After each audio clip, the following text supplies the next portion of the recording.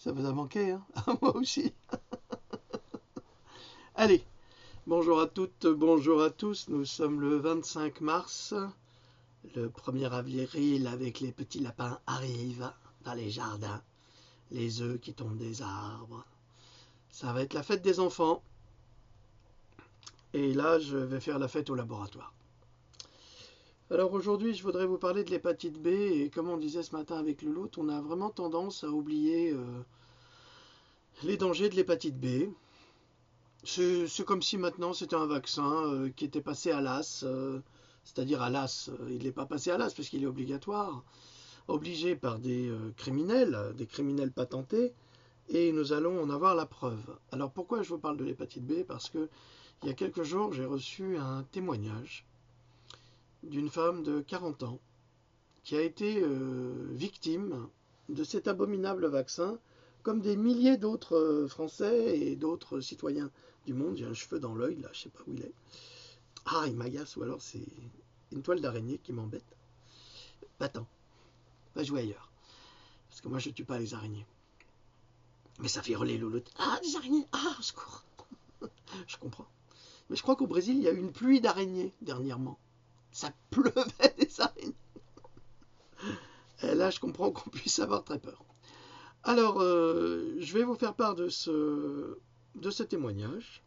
J'ai écrit un texte cette nuit et ce matin. Donc c'est du brut de décoffrage et puis j'ai décidé que je vais l'intégrer dans Pandora 4. Il n'y a pas de raison. Avec tous les liens. Alors on va commencer. Ça s'appelle « Le vaccin contre l'hépatite B serait-il un scandale sanitaire ?» C'est une excellente question, mon cher docteur, comme disait mon oncle Dimitri. Attentif à tous les messages que je reçois, et ils sont nombreux, j'ai été contacté par une femme du nom de Frédéric, qui, désespérée par son état de santé et peu comprise par le monde médical, s'est décidée à m'envoyer son témoignage que je souhaiterais vous partager avec son consentement éclairé, afin qu'il aide les futurs parents à protéger leurs enfants contre l'industrie vaccinale qui a cette fâcheuse tendance à détruire à vie des familles. Je me permets de vous écrire, ouvrez les guillemets, car j'écoute avec grand intérêt toutes vos vidéos et surtout celles concernant les vaccins. Je vous transmets mon témoignage pour expliquer qu'un vaccin peut avoir des conséquences des années après l'injection. Personnellement, je voudrais savoir ce que vous pensez de cette situation catastrophique du vaccin hépatite B. Adolescente en 1995, j'ai reçu la dose du vaccin contre l'hépatite B en 3 fois, puis un rappel en 1996. J'ai eu une vie normale, mais cela ne va pas durer. En 1997, j'ai commencé à faire des crises d'épilepsie alors que je n'en avais jamais fait auparavant. Mon neurologue de l'époque me prescrit le fameux Dépakine. Je l'ai pris pendant 18 mois et comme je ne faisais plus de crise, mon neurologue m'a proposé d'arrêter, ce que j'ai fait. J'ai eu mon bac L en 1998, puis j'ai voulu entrer en fac de lettres modernes. Car oui, à cette époque, je voulais devenir prof de français. Une première année difficile, je n'arrivais pas à me concentrer, croyant bêtement à l'époque que le niveau était trop élevé. Je tente de refaire cette première année de DUG, cela s'appelait comme ça à l'époque. Mais là encore, malgré tout l'intérêt que j'avais pour toutes ces matières, rien n'y faisait. Mes partiels furent une cata. Je décide alors de tenter la fac de droit. C'était peine perdue. De plus en plus de fatigue, je mettais ça sur le fait que je n'étais pas assez forte pour poursuivre des études supérieures. Alors je décidais de travailler, vu que les études, ce n'était pas pour moi. J'ai occupé des petits boulots, comme on dit. En 2002, j'ai eu une névrite optique. À ce moment-là, les médecins ne donnèrent aucune explication. J'ai reçu un shoot de cortisone au CHU, puis retour à la maison. Je continue alors mon petit bonhomme de chemin. Je bosse en 3-8 en usine, cela se passe bien, et j'aime bien ce que je fais. Je déménage dans une autre région en 2008 avec mon Love, son compagnon. Nous sommes ensemble depuis décembre 2000. Petit aparté, 8 ans de vie commune et toujours pas de bébé. Je consulte une gynéco qui me sort « Vos ovaires sont en vacances, ne vous inquiétez pas ». Nous sommes en 2018 et je suis en parcours PMA depuis 2013. Car oui, nous nous sommes inquiétés, voyant les années défiler. Et toujours rien. En fait, ayant fait des examens plus poussés au CHU de Montpellier, il apparaît que je suis ménopausée précoce. Et ce depuis 2004 au moins. No comment, fin de l'aparté. En 2010, je trouve du travail et cela se passe bien. En septembre 2010, ma doctoresse me fait le rappel des TP, puis en octobre 2010, rappel du tétanos. En mars 2011, je consulte un médecin du même cabinet pour des vertiges très inhabituels. Je n'en ai jamais eu de ma vie. Il m'ausculte et me dit « Ne vous inquiétez pas, ce n'est pas neurologique ». Donc, je ne m'inquiète pas. Lol. Mes parents descendent passer quelques jours chez nous, le 28 mars 2011. Je voyais que cela n'allait pas, j'étais bizarre, toujours ces vertiges. On était lundi, je me disais « T'inquiète, on va passer un bon moment ». En 2 jours, je ne tenais plus debout, je ne marchais plus, je commençais à avoir une hémiplégie gauche et on a appelé ce fameux médecin qui ne s'est pas déplacé et a dit à mon copain d'appeler le SAMU. Le SAMU arriva et m'emmena aux urgences de Sète. Là, le médecin urgentiste me secoua la tête comme un cocotier. Et oui, j'avais les yeux qui tournaient tout seuls au point de devenir quasiment aveugle. Mais bien sûr, rien n'y fait. Ponction lombaire, rien. On me garde en observation, mon état empire. Le vendredi, j'ai une consultation avec un ORL. Oui, car il pensait que c'était les cristaux, je ne sais quoi, bref. Je descendis en fauteuil avec une infirmière car je ne tenais pas debout. Et quand l'ORL m'a vu, il m'a dit « Mais c'est neurologique ce que vous avez. Je vais vous envoyer à Montpellier aux urgences neurologiques. » Ce qui fut fait. Arrivé à 13h30 au CHU, on m'a foutu dans la salle des plâtres et personne n'est venu. J'ai dû appeler mon copain, difficilement, car mes affaires étaient loin de moi, pas de bip à m'apporter, bref. J'appelle mon copain en pleurs, et mes ambulanciers sont venus me chercher à 19h pour signaler ma présence aux infirmiers présents. À 21h, on est venu me chercher pour passer une IRM. Le spécialiste a voulu compléter l'examen cérébral par un examen médulaire, et là, j'ai compris que c'était sérieux. Je passe sur des petits détails, et là, ils me sortent de l'IRM et me mettent dans une chambre, et accompagné de son interne, le spécialiste me dit « Ne vous inquiétez pas, on va bien s'occuper de vous ». On m'emmène au 4e étage, puis le lendemain, méga shoot de cortisone pendant 3 jours. Le 5 avril, jour de ma sortie, le chef de service et tout son staff entrent dans ma chambre et me dit « Vous avez la sclérose en plaques, vous aurez une vie normale, ne vous inquiétez pas, cela n'est pas forcément associé au fauteuil roulant. » Blablabla, blablabla et blablabla. Vous avez des questions ? Eh ben non, lui ai-je répondu. Mon chéri, est entré à ce moment-là et j'étais dévasté, ne connaissant pas exactement ce que c'était que cette maladie et ce qui allait m'arriver ensuite. Du coup, je pars de l'hôpital, je pouvais à peine mettre un pied devant l'autre, il me faudra 1 an de kiné pour retrouver un semblant d'équilibre. On m'a bien sûr envoyé vers un neurologue psychiatre, lol, laughing out loud, j'ai bien rigolé. Il m'a donné un traitement de fond, de la Copaxone, qui m'a fait prendre 15 kilos et qui me mettait plus mal qu'autre chose. Je l'ai arrêté de moi-même au bout des 18 mois et j'ai changé de neurologue, mais cette dernière flippe car je ne veux pas de leur traitement de bip. Je passe une IRM par an et basta. Je ne peux plus travailler à cause de la fatigue chronique et des douleurs. Ma vie s'est arrêtée le 20 mars 2011. Depuis, je cherche un sens à ma vie. Vivre avec une maladie auto-immune, cela est insupportable. Mais sachant que cela m'a été transmis par un bip de vaccin, cela fera 7 ans que ma vie a basculé. Et j'ai toujours cette haine qui me dit « T'aurais jamais dû avoir cette saloperie si les politiciens de merde n'avaient pas décidé de vacciner en masse des ados qui ne demandaient rien à personne et qui ne risquaient pas de choper une hépatite B en s'embrassant. Ils ont manipulé nos parents en leur faisant peur. Oui, monsieur Gendroc, j'ai la haine de tout ça. Mon état se dégrade à petit feu. J'ai 40 ans le 6 avril. Je ne vois pas de changement, au contraire, maintenant, ils veulent empoisonner les bébés avec 11 vaccins et les parents ne disent rien. À ma petite échelle, je voudrais que Sanofi paye pour le mal qu'ils ont fait. Tout ça pour le fric. 3 points d'interrogation. De plus en plus de décisions de justice reconnaissent le rapport vaccin hépatite B et la sclérose en plaques. Autour de moi, il y a plein de gens dans mon cas. Mais apparemment, ils acceptent. La faute à pas de chance, comme ils disent. Je sais, mon témoignage est confus, mais ma colère est grande. Seules des personnes comme vous peuvent comprendre. Je vous remercie de m'avoir lu. J'ai envie d'écrire mon témoignage. Je vais peut-être le faire. Comment pouvons-nous agir pour éveiller les gens qui vont détruire la vie de leurs enfants? Merci pour votre réponse, Frédéric. Mars 2018.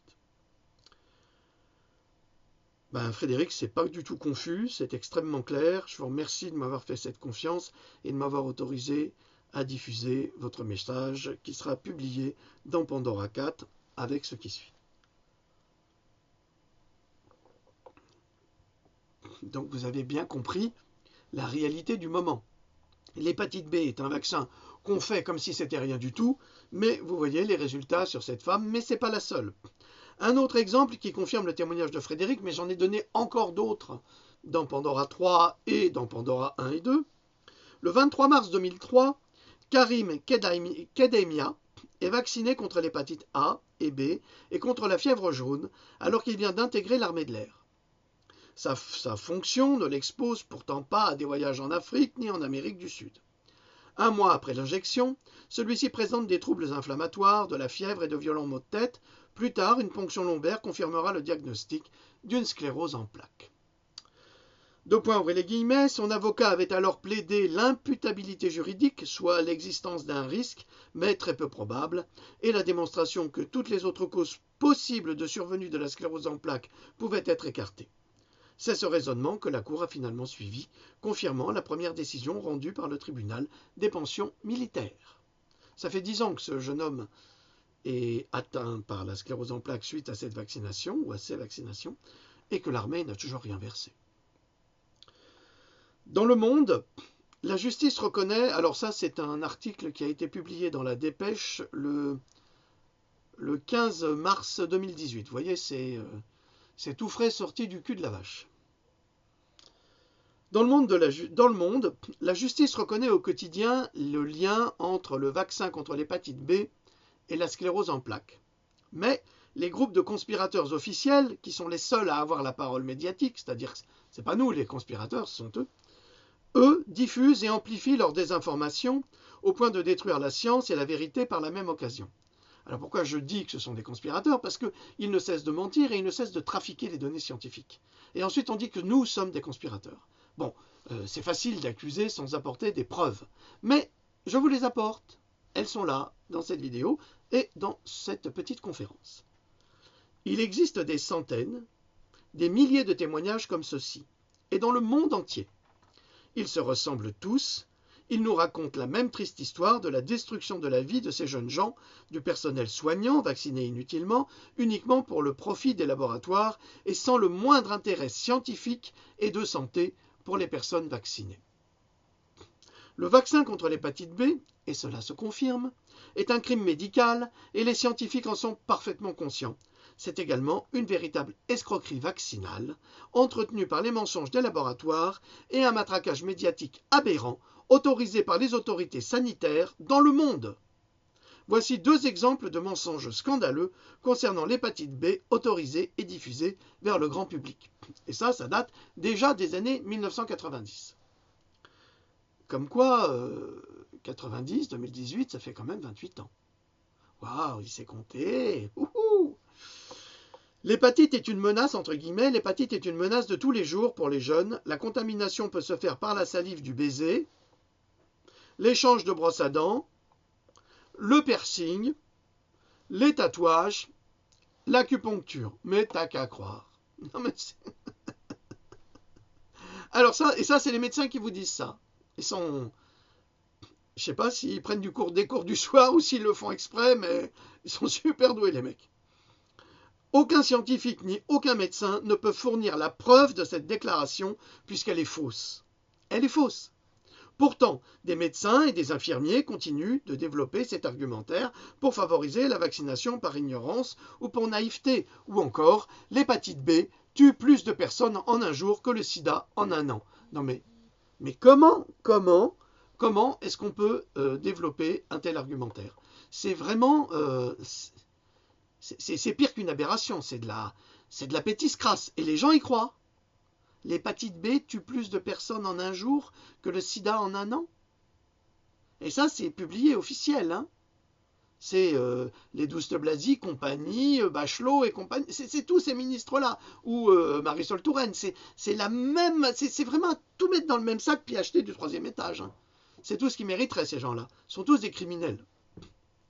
Comment peut-on publier une telle ineptie? Eh bien, on le peut, pour effrayer les citoyens et les forcer à se faire vacciner, alors que c'est inutile. À présent, soyons pragmatiques et parlons du vaccin lui-même. Il y a 2 types de vaccins contre l'hépatite B génétiquement conçus et autorisés aux États-Unis. Mais en France aussi, maintenant c'est en France. Le vaccin contre l'hépatite B, c'est le génie génétique en France. Ils ne savent même pas ce que c'est. Non, non, je vous assure, ils ne savent même pas ce que c'est. Alors, les politiques, alors alors eux, c'est bête à manger du foin, surtout les politiques en marche. Ils sont en marche pour la bêtise absolue, ça c'est évident. Mais même les scientifiques, ils ne peuvent pas savoir, ils ne voient même pas ce que ça fait le génie génétique. Regardez la conférence qui a été donnée par plusieurs médecins, dont le docteur Christian Talchaler, à Cannes, sur les vaccins. Tous avaient publié des livres sur les vaccins, mais c'est ce qu'ils vous disent. Hein. Moi, je ne suis qu'un vulgarisateur scientifique. Hein. Attention, je ne suis pas un complotiste, je suis un vulgarisateur. Alors, le premier vaccin contre l'hépatite B de Merck. Merck. Excusez-moi, j'ai un chat à la gorge. Le Recombivax HB, déposé. Alors, chaque dose de 0,5 ml contient 5 microgrammes d'antigène de surface, d'hépatite B et du formaldéhyde et 5 microgrammes d'aluminium, sulfate d'aluminium, de potassium. Point. Je donne des liens, je vous explique tout. Le second de GlaxoSmithKline, qui a déjà été condamné moult fois, entre autres en Chine. L'Angérix B, chaque dose de 0,5 ml contient 10 microgrammes d'antigène de surface d'hépatite B, absorbé par 0,25 mg d'aluminium, sous forme d'hydroxyde d'aluminium, c'est énorme, hein, 0,25. Du chlorure de sodium, disodium, du phosphate déshydraté et du phosphate dihydrogène de sodium déshydraté. Vraiment que des bonnes choses qui vous font crever si vous les avalez comme ça. Mais c'est très bon en vaccin, paraît-il. Le vaccin contre l'hépatite B, administré le premier jour de la vie d'un enfant, expose les enfants à 250 microgrammes d'aluminium au lieu de 1 microgramme recommandé. C'est énorme, énorme. Et c'est juste le début d'une liste interminable de vaccins que les enfants vont recevoir dans leur première année de vie. Alors vous regarderez dans Pandora 3, j'ai mis un schéma où on voit le nombre de microgrammes d'aluminium par rapport au vaccin injecté. Mais par vaccination. Ça veut dire qu'il y a des rappels. Alors vous imaginez, on explose vraiment les taux d'aluminium et on se demande pourquoi les enfants deviennent autistes. Non mais c'est vraiment, ils nous prennent vraiment pour des crétins, vraiment. Pourtant les scientifiques ils le savent, hein. Mais il y a sans doute que les médecins ou la sécurité sociale ou la ministre de la Santé qui ne le sait pas. Ah, ça, il ne sait pas. C'est pas du tout la ministre de la Santé. Et pourtant, elle a travaillé pour les laboratoires. C'est quand même extraordinaire. Cette femme est extraordinaire. Vous verrez, un jour, on les retrouvera pendus sous un pont. Ça arrivera, c'est inévitable. Inévitable. Or, un tout nouveau vaccin approuvé par la FDA, la Food and Drug Administration, contre l'hépatite B, est responsable d'une augmentation de 700% des risques de crise cardiaque. C'est pas mal, non? Hein? Parce qu'on va vous dire que c'est les statines, donc que c'est le cholestérol qui est responsable de vos problèmes de cœur, mais absolument pas, ce sont les vaccins. Sauf qu'on ne vous le dit pas, ça. Alors rien que le nouveau hépatite B au génie génétique augmente de 700% les risques de crise cardiaque. C'est champion du monde, ça. Le vaccin contre l'hépatite B est le premier vaccin donné au nouveau-né. Et il est injecté dans les 12 heures suivant sa naissance. On se demande pourquoi, d'ailleurs. Le CDC, Centre de contrôle des maladies, recommande alors une seconde injection à 1 ou 2 mois d'âge et une troisième entre 6 et 18 mois. Pensez-vous un seul instant que ces composants soient absolument nécessaires et sans risque pour lutter contre un virus qui touche moins de 2% de la population, rien qu'en Amérique, mais en France aussi. L'hépatite B touche 2% de la population. 2%. Et pour 2% de la population, on va vacciner aux États-Unis 300 millions de personnes. Pour 2%. Et en France, près de 60 millions. Mais vous ne trouvez pas que c'est aberrant? Je trouve ça incroyable. Il y a combien de personnes qui sont atteintes de maladies auto-immunes? On ne fait pas de recherche sur les maladies auto-immunes. Non, on dit qu'il n'y en a pas assez. Mais là, il n'y a pas assez de personnes qui pourraient être contaminées par l'hépatite B, mais il faut quand même les vacciner. C'est formidable, non? Il n'y aurait donc aucune logique vaccinale des laboratoires qui calculent absolument tout. Ou alors, y aurait-il une intention cachée? Si un virus touche moins de 2% de la population, pourquoi imposer un vaccin aux 98% restants? Dites-moi. Pourquoi? C'est un vaccin que l'on injecte le jour de la naissance, à 2 mois, sous prétexte que les nourrissons n'auraient pas de myéline. Alors la myéline, c'est ce qui sert à protéger les fibres nerveuses de votre système. C'est comme le fil en plastique qui entoure un fil électrique. Le cuivre est entouré d'un fil électrique. Ben, la myéline serait ce plastique. Et si c'est laissé à l'air comme ça, eh ben, c'est plutôt dangereux. Mais comme c'est des nourrissons, il paraît que ce n'est pas dangereux pour eux, donc on peut les vacciner. Mais si c'est possible pour les nourrissons, donc les enfants et les adultes qui disposent de cette myéline ne devraient donc pas être vaccinés. Ben, c'est leur discours. Donc vous voyez une incohérence scientifique là. Et ça ne s'appelle pas de la science, ça s'appelle du scientisme. C'est une incohérence de scientisme qui nous est imposée. On nous raconte n'importe quoi, comme on ne sait pas, eh bien on y croit. Et ne serait-ce pas là de l'intoxication médiatique? Pourtant, des adolescents vaccinés dans leur prime enfance déclarent leur première poussée de... Alors, attends, je vais mettre mes lunettes parce que c'est des noms compliqués. Des poussées de démyélinisation selon les données de la cohorte française Kidmus, cohorte française de suivi d'enfants de moins de 16 ans ayant présenté un premier épisode aigu de démyélinisation centrale. C'est compliqué la science. C'est pour ça qu'on ne peut pas y accéder. En clair, déjà à 16 ans, des enfants commencent un processus de dégénérescence à cause du vaccin contre l'hépatite B. Et ça serait de la science. Ça veut dire que le corps de nos ados est en train de s'autodétruire, s'hyperfragiliser, à cause de ce, comme disait Frédéric tout à l'heure, putain de vaccin. C'est génial. Déjà avec un tel argument, vacciner les nourrissons privés de myéline, on peut, mais ça c'était dans les années 90, hein. Ben, ça a changé maintenant, ils savent que les gens sont moins idiots, alors ils font passer ça, oui, oh, l'hépatite B c'est rien. On peut se poser des questions sur l'argumentaire de cette science qui a la fâcheuse tendance à flirter avec l'industrie vaccinale plus qu'avec la vraie science.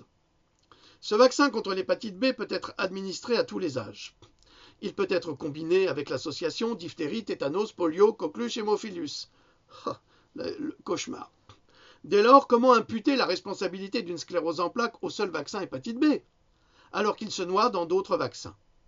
La fourberie est grande au cœur de la manipulation du cartel pharmaceutique. L'ironie de ce vaccin est qu'il est en réalité proposé aux adolescents confrontés à une éventuelle contamination jusqu'à 25 ans.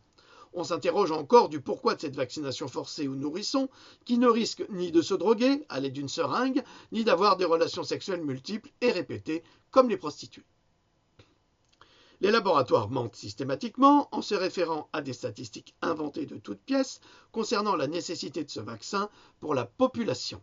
Cette technique de l'exagération des données est employée fréquemment par les industriels de la pharmacie et les fabricants de produits phytosanitaires dans leurs études à destination du public. C'est-à-dire qu'il y a une volonté, mais réelle, de tricher avec les chiffres, d'en fabriquer d'autres pour faire passer la pilule. Et ça, je l'ai expliqué avec Monsanto, je l'ai expliqué avec les pesticides, je l'ai expliqué avec les vaccins. C'est systématique. Tout ce qu'on vous dit sur les vaccins, en tous les cas dans les médias, c'est des mensonges. À 98%. Et après, c'est moi le complotiste. Mais je vous assure que là, on parle de science. Moi, je vous donne des exemples. Et je donne des références. Vous allez me dire où elles sont les références. Elles sont en note en bas de page. Ta gueule! Putain, lis un peu! Excusez-moi, ça m'a échappé. L'hépatite B est un virus qui conduit à la cirrhose du foie. C'est clair. Or, les patients atteints par ce virus, ouvrez les guillemets, devraient être de l'ordre de 25 par an contre près de 9000 dus à l'alcoolisme. Le risque de contamination dans la population française est de l'ordre d'un cas sur 50 millions.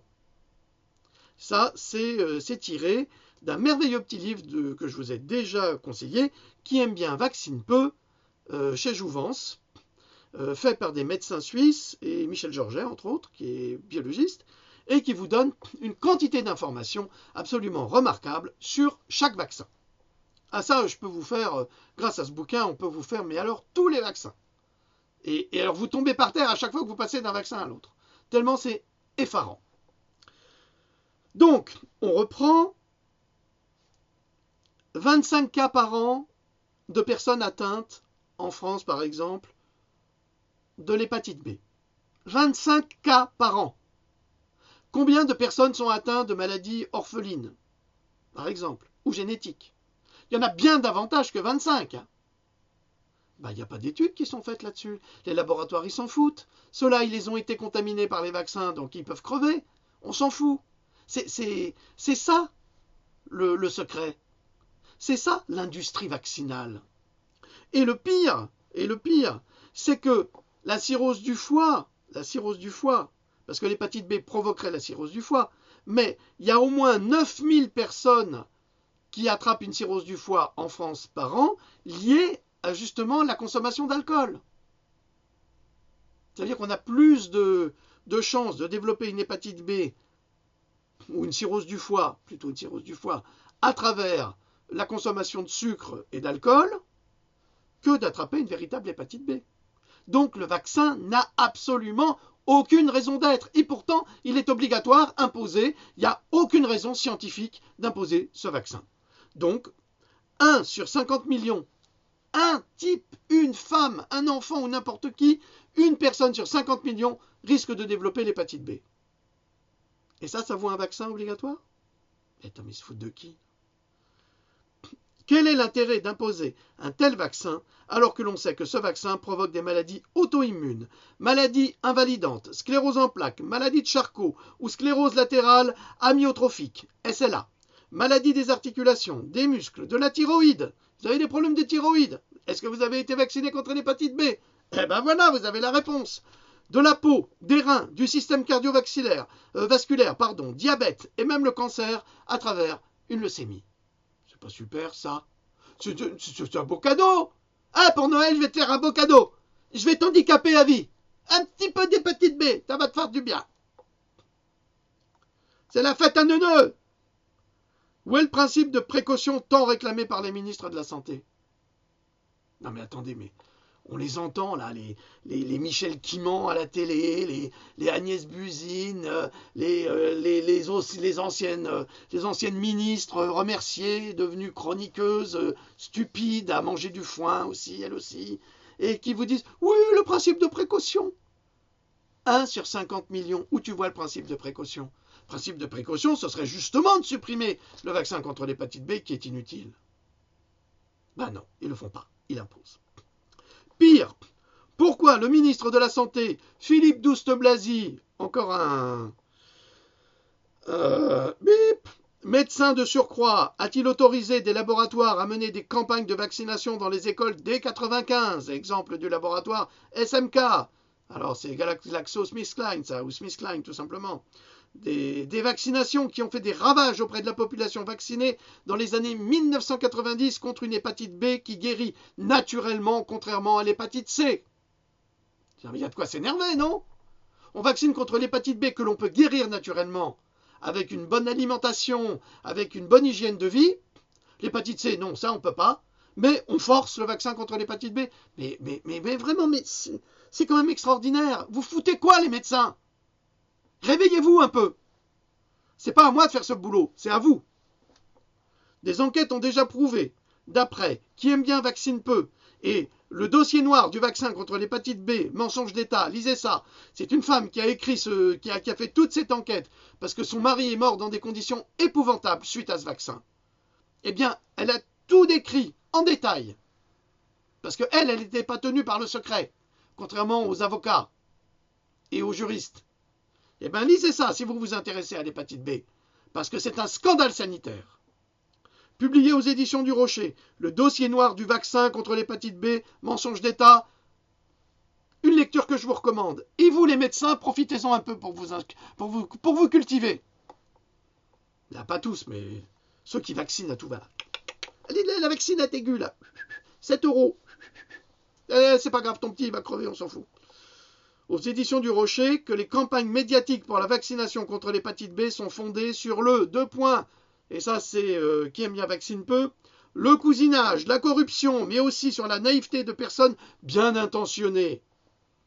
Un document interne de Pasteur Mérieux, autre fabricant de ce vaccin, affirmait que, ouvrez les guillemets, sur le marché de la vaccination, les adolescents sont un segment très porteur. Il faut dramatiser, faire peur avec la maladie. Fermez les guillemets. Je reprends. Sur le marché de la vaccination, les adolescents sont un segment très porteur. Il faut dramatiser et faire peur avec la maladie. Vous comprenez ? Vous voyez comment ils fonctionnent. Qu'est-ce qu'ils ont fait avec la grippe cet hiver? Ils ont fait peur. Puis en plus, on l'a donné gratuitement. Pourquoi, à votre avis? Vous croyez vraiment que c'est pour soigner tous ceux qui ont été vaccinés contre la grippe? Ils sont tombés malades, ils ont développé une grippe, ils ont redéveloppé une grippe, il y en a même qui sont morts. Et ça, ce sont des faits. Hein. Mais on ne veut pas en parler, tu dis rien, tu es complotiste, c'est un affreux complotiste, au secours, maman. Ta gueule. Cette attitude est systématiquement employée pour tous les vaccins, et entre autres pour le vaccin contre la grippe saisonnière. Ça me fait toujours hurler de rire. La grippe saisonnière. Toi, tu as rendez-vous avec une nana, tu connais pas, tu as rendez-vous avec une nana. Ben là, tu as rendez-vous au début de l'hiver avec la grippe. Tous les ans, la grippe, elle arrive. Elle a rendez-vous avec toi. C'est génial, non? Eh bien, j'ai rendez-vous avec la grippe. On va l'attraper ensemble. Non mais attends, ça va ou quoi? Et pourquoi on n'a pas rendez-vous avec la rougeole et pourquoi on n'a pas rendez-vous avec la peste et pourquoi on n'a pas rendez-vous avec tout ça? Non, on a rendez-vous avec la grippe, c'est systématique. C'est un marché formidable. Mais tous les médecins holistiques américains, ils vous disent que le vaccin contre la grippe, même, et ça c'est dans Pandora 3, même le président Trump a dit que le vaccin contre la grippe ne servait à rien et que c'était un vaccin dangereux et qu'il ne fallait pas se faire vacciner. Même sa femme l'a dit. Alors vous allez me dire, bon, on en pense qu'on veut de Trump, mais c'est pas ça, c'est un officiel. Essayez d'ouvrir les yeux un petit peu. Bon, il n'y a pas que, il y a plein de médecins qui le disent aussi. D'autre part, on reprend. J'ai pas fini. Elle est pas mal celle-là. D'autre part, le rapport entre le vaccin contre l'hépatite B et la sclérose en plaques sert de rideau de fumée pour dissimuler et empêcher de reconnaître un nombre important de pathologies moins connues et jamais prises en compte dans les statistiques d'invalidité dues au vaccin. Alors je vais reprendre ça parce que ça c'est vraiment une belle saloperie. D'autre part, le rapport entre le vaccin contre l'hépatite B et la sclérose en plaques sert de rideau de fumée pour dissimuler et empêcher de reconnaître un nombre important de pathologies moins connues et jamais prises en compte dans les statistiques d'invalidité dues au vaccin. C'est pas beau ça? C'est-à-dire qu'il y a plein d'autres maladies qui sont liées à ce vaccin, mais elles ne sont pas déclarées officiellement. Donc on n'en tient pas compte. Mais pourtant elles sont là. Il y a des gens qui en meurent. Il y a des ados qui en sont morts. Ouvrez les guillemets. La réduction des cas d'accidents vaccinaux à la seule sclérose en plaques, car elle permet de camoufler derrière la sclérose en plaques une multitude d'autres pathologies, la plus grave notamment la SLA, maladie de Charcot ou sclérose latérale amyotrophique, ou les aplasies médulaires, destruction de la moelle, qui ont tué au moins une douzaine d'adolescents en France, d'éviter de comptabiliser les cas et donc de faire des recherches, d'économiser ainsi sur les indemnisations.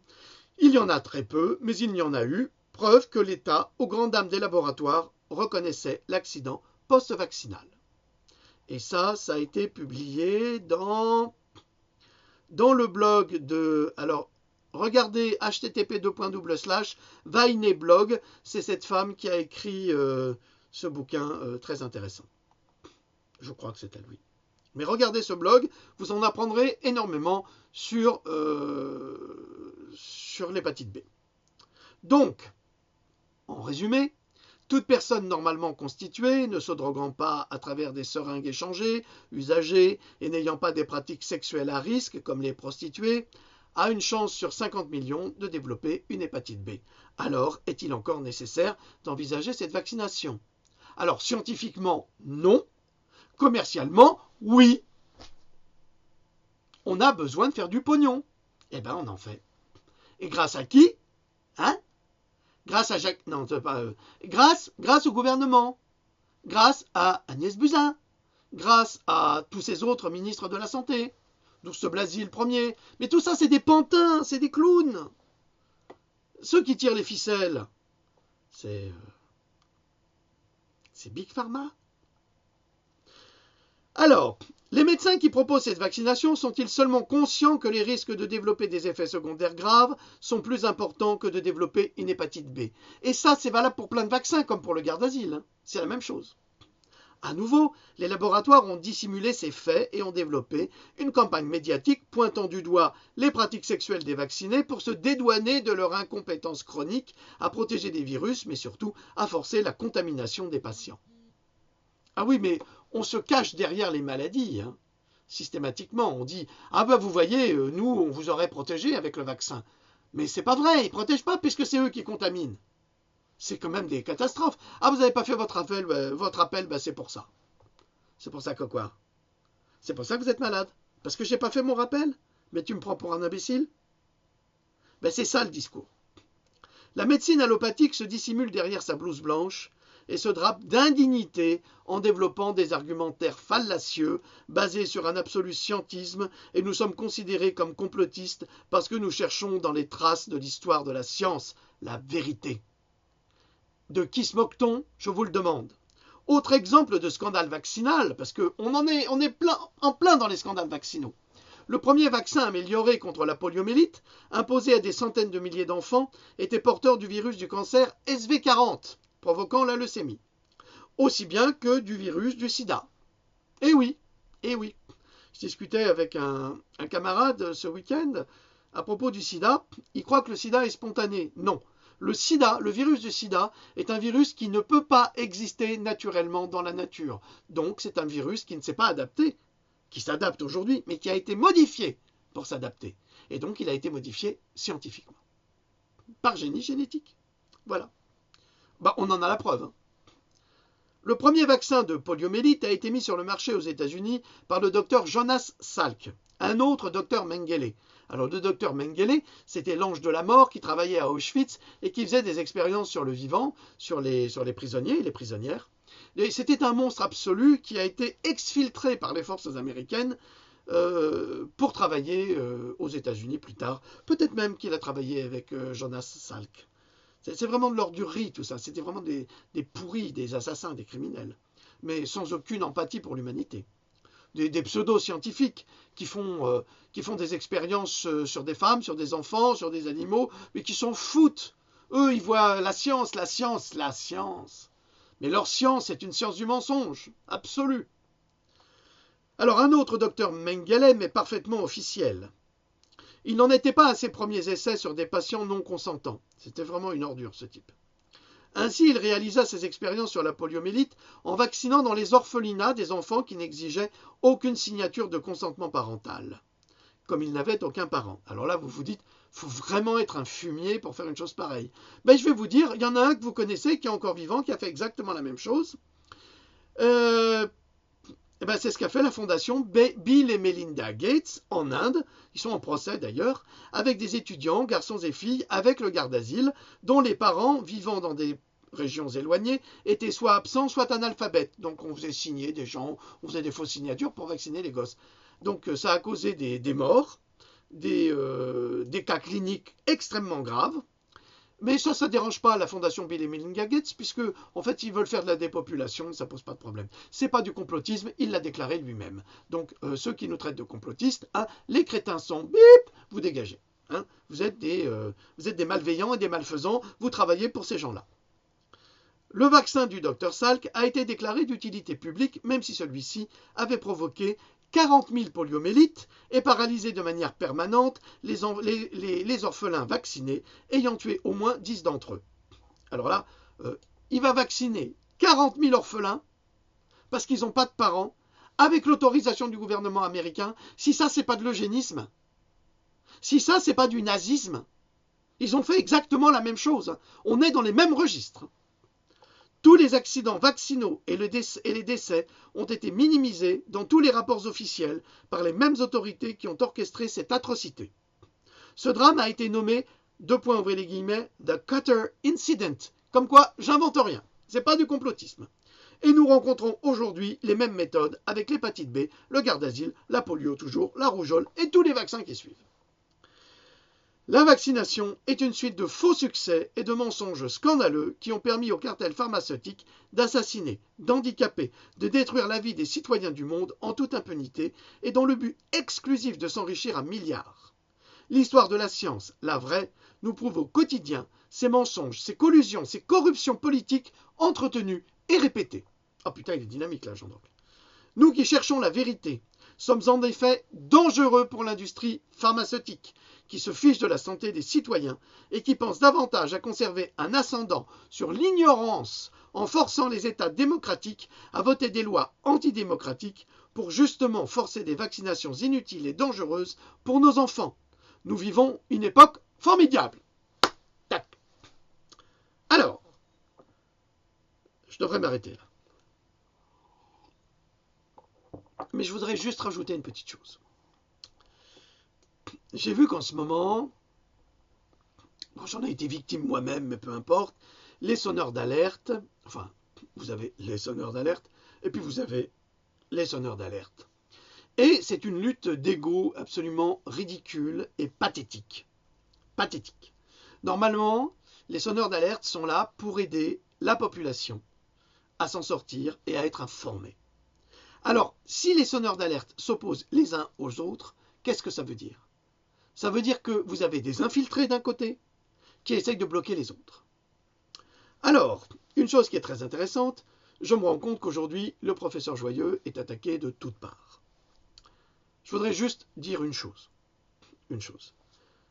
Avant d'attaquer le professeur Joyeux, c'est quand même le premier qui a pris position contre les vaccins. Et peut-être qu'il faut comprendre pourquoi il ne peut pas aller parfois plus loin.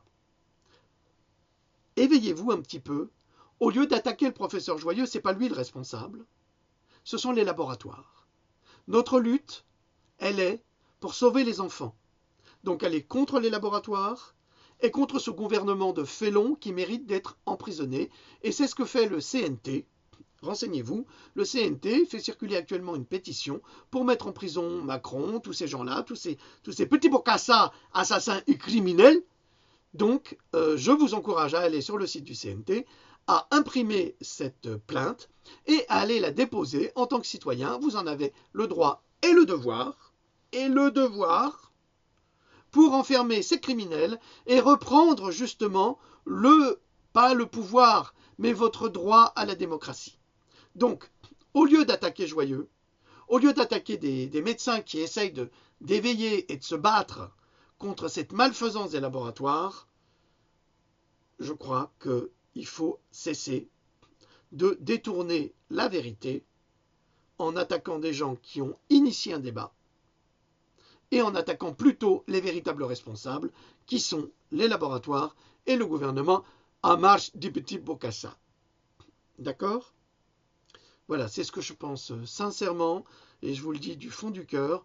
Ne cherchez pas des boucs émissaires, cherchez simplement les vrais responsables et fiez-vous sur ces responsables, cristallisez-vous sur ces responsables et attaquez-les eux, mais pas ceux qui en parlent. Vous comprenez ? C'est très important. Voilà, eh bien écoutez, je pense que ça suffit pour aujourd'hui. Allez, salut!